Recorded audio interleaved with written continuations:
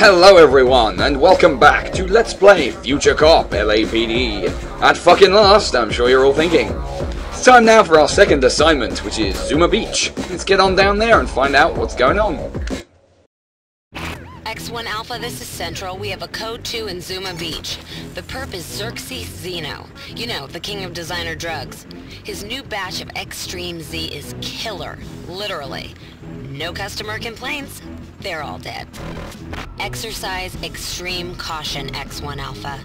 The place hums with automated protection, heavy ordnance, and drug-crazed zombies. So what else is new? Your target is the Extreme Z Automated Processing Station. Zeno's pride and joy. You are cleared to use all necessary force. Code 7X. Okie dokie then. A drugs bust. Fantastic. You'll see that we have some new weapons available to us. A new gun weapon and a new heavy weapon.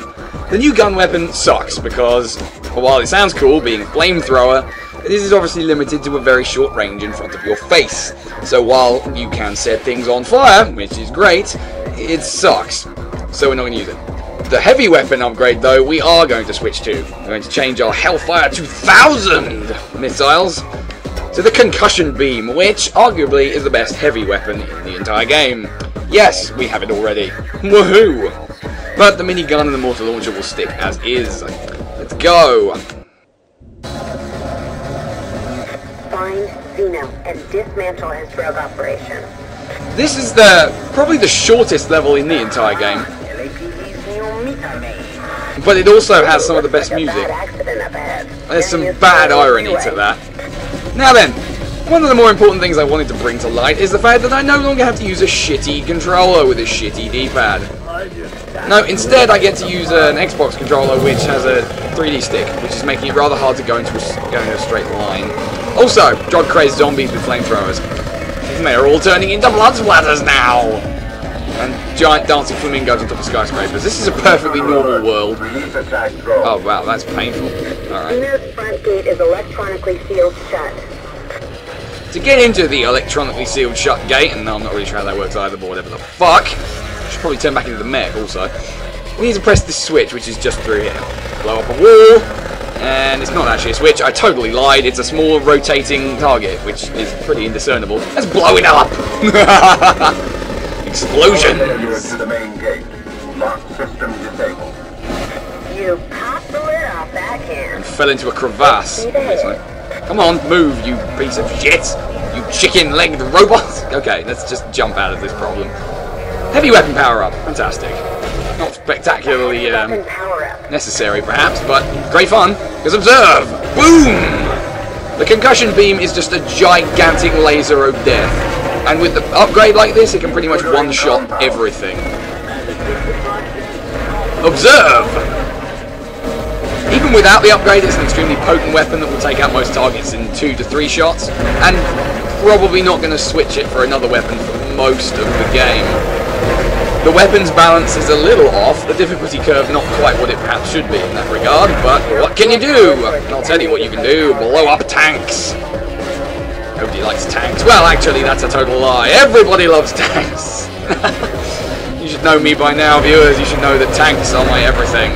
And I would die for tanks. And tanks will die for me! For the law, in fact. That's right. Fall through the ground.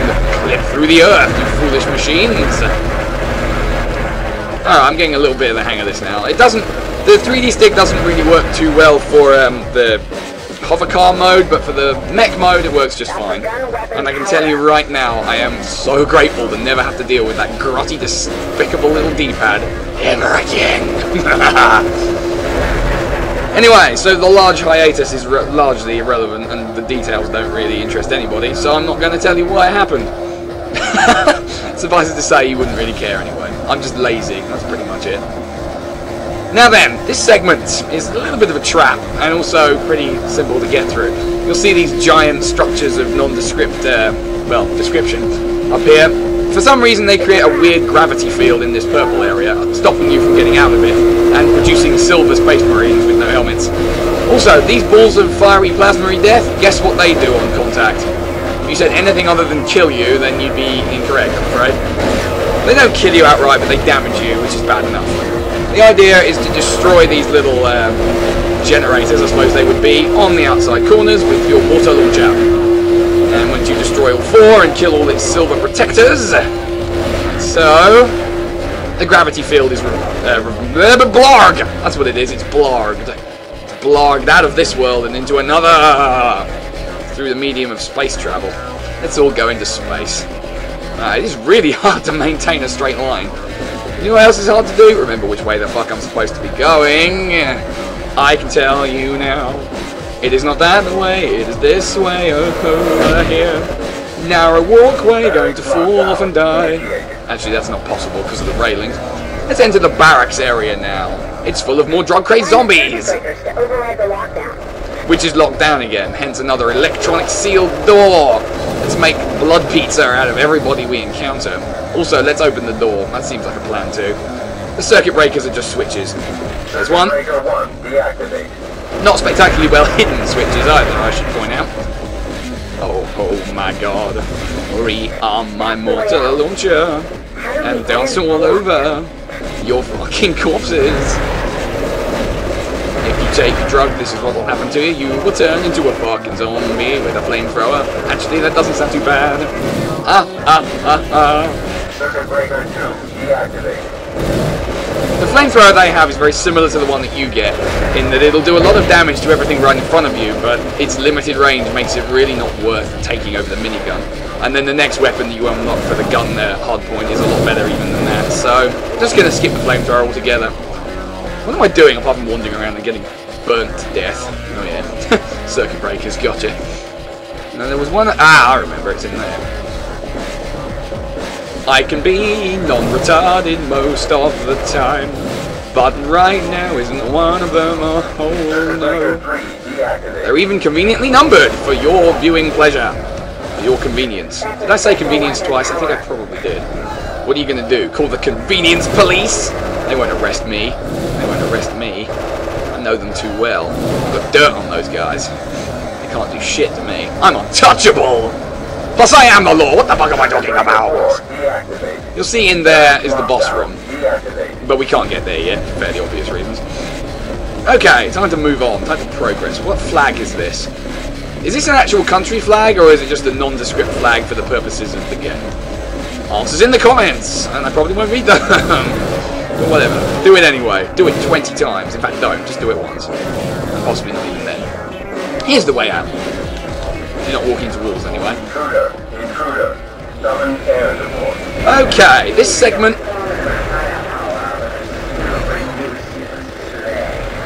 introduces us to a new concept. Enemies that are switches.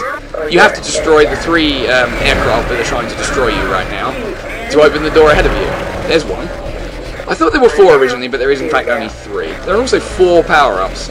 I'm going to rearm myself right about now. What I'm not going to do though is take the health power up yet, because once I've finished with this, I'll need it again. Because you'll take a few hits here. You can't really dodge their projectiles as they home in on you.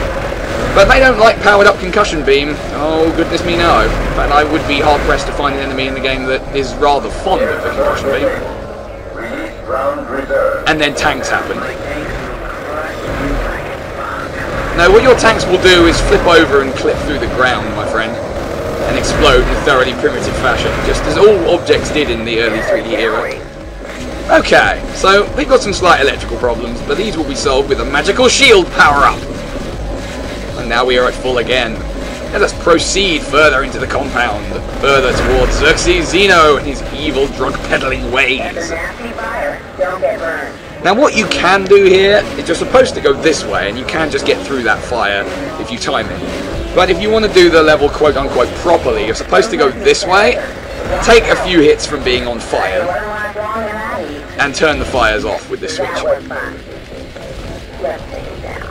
And you can also get a gun upgrade right there, which will help with the upcoming sub-boss, which is this thing right here.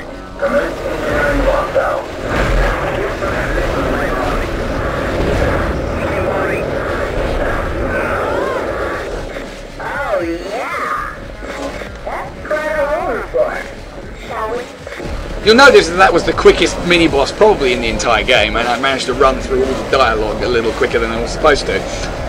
Anyway, so now we've blown a massive hole in this grating in the floor and can get to the boss just through that room there. I told you this was a short level. Before I do that though, I did want to just explain one small thing.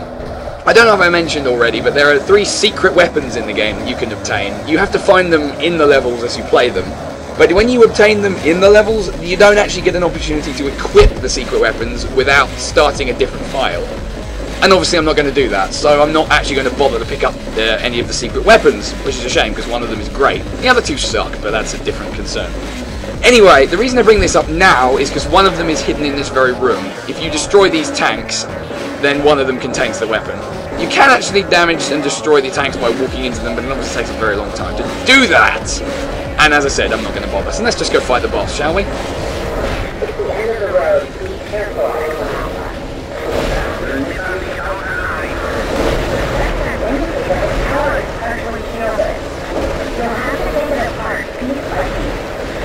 As my advisor most definitely told me, you have to take apart the tower as one piece at a time. So you start at the bottom and just keep firing till it explodes and move up. Then you destroy the middle piece in the same way. The concussion beam makes this a lot easier, by the way. All the while being pummeled by laser beams from the aircraft and from the little dudes on the walkways.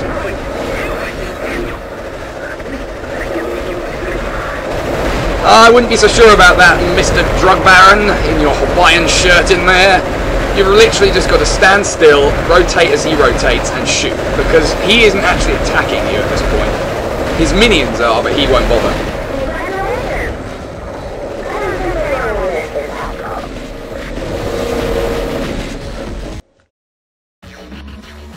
Chopper 2 moving in. Nice work, X1 Alpha. Looks clear, over. 1039, Chopper 2. Looking good, X1. What a mess. What a sight. What a sight.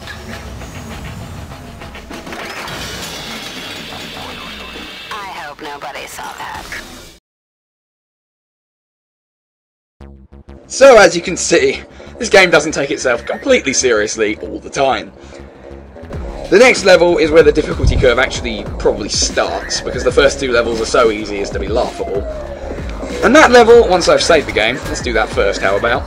Okay, so level 3 is up next. Next time on Let's Play Future Cop LAPD, we will be heading to the La Brea Tar Pits. I will see you then.